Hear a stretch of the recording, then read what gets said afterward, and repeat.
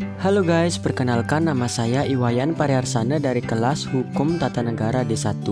Kali ini saya akan membahas mengenai pembagian kekuasaan negara dan pemisahan kekuasaan negara. Yuk dilihat apa saja perbedaannya. Pemisahan kekuasaan dan pembagian kekuasaan negara.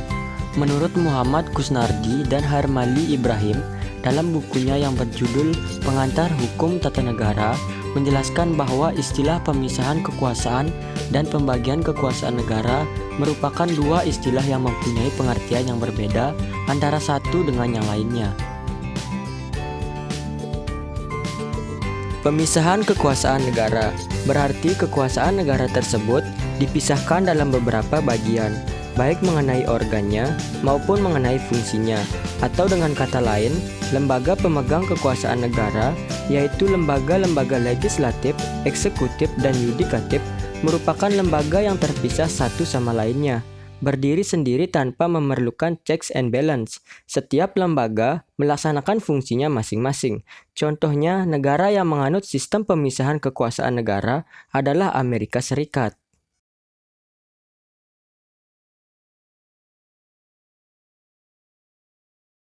Pembagian kekuasaan negara berarti kekuasaan negara dibagi-bagi dalam beberapa bagian, yaitu legislatif, eksekutif, dan yudikatif. Kekuasaan negara tersebut dibagi tetapi tidak dipisahkan atau memerlukan checks and balance. Hal tersebut berakibat bahwa di antara bagian-bagian kekuasaan negara tersebut memungkinkan untuk melakukan koordinasi dan kerjasama. Sistem pembagian kekuasaan negara ini dianut oleh banyak negara di dunia, salah satunya adalah Indonesia. Lalu muncul sebuah pertanyaan, setelah amandemen keempat Undang-Undang Dasar 1945, sejatinya kita menganut asas pemisahan kekuasaan negara atau menganut asas pembagian kekuasaan negara. Yuk disimak penjelasannya.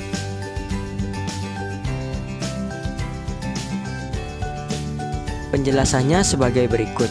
Sistem pembagian kekuasaan di Indonesia sepenuhnya dalam Undang-Undang Dasar 1945, di mana penerapan pembagian kekuasaan di Indonesia terdiri atas dua bagian tanpa menekankan pemisahannya, yaitu pembagian kekuasaan negara secara horizontal dan pembagian kekuasaan negara secara vertikal. Asas pembagian kekuasaan inilah yang dianut di negara Indonesia setelah amandemen Undang-Undang Dasar 1945.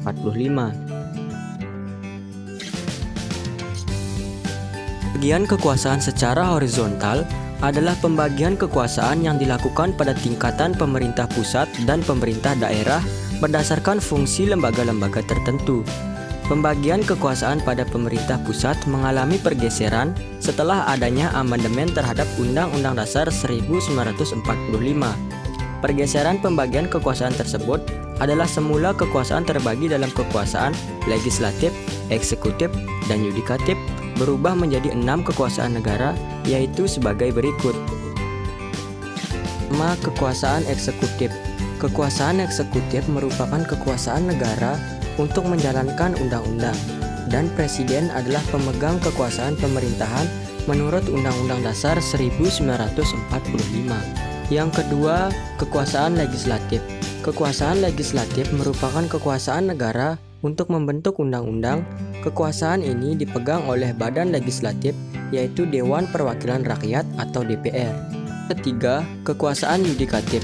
Kekuasaan yudikatif merupakan kekuasaan negara untuk menyelenggarakan peradilan guna menegakkan hukum dan keadilan. Kekuasaan ini dipegang oleh Mahkamah Agung dan Mahkamah Konstitusi. Yang keempat, kekuasaan konstitutif. Kekuasaan konstitutif merupakan kekuasaan negara untuk mengubah dan menetapkan Undang-Undang Dasar 1945. Kekuasaan ini dijalankan oleh Majelis Permusyawaratan Rakyat atau MPR. Yang kelima, kekuasaan eksaminatif atau inspektif. Kekuasaan eksaminatif atau inspektif merupakan kekuasaan negara yang berkaitan dengan penyelenggaraan pemeriksaan atas pengelolaan dana dan tanggung jawab tentang keuangan negara. Kekuasaan ini dijalankan oleh Badan Pemeriksa Keuangan atau BPK. Dan yang keenam, kekuasaan moneter.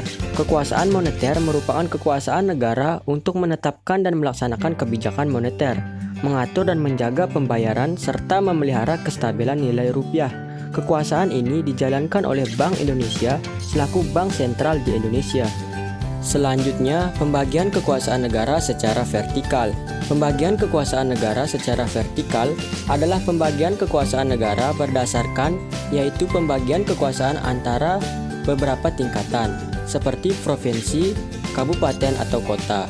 Sementara pada masing-masing daerah tersebut memiliki pemerintahan daerah yang diatur dengan undang-undang.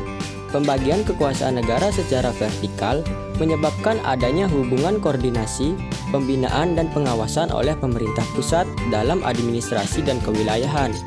Pembagian kekuasaan negara secara vertikal muncul sebagai akibat dari penerapan asas desentralisasi atau otonomi daerah. Sekian penjelasan dari saya. Sampai jumpa di pembahasan selanjutnya. Terima kasih.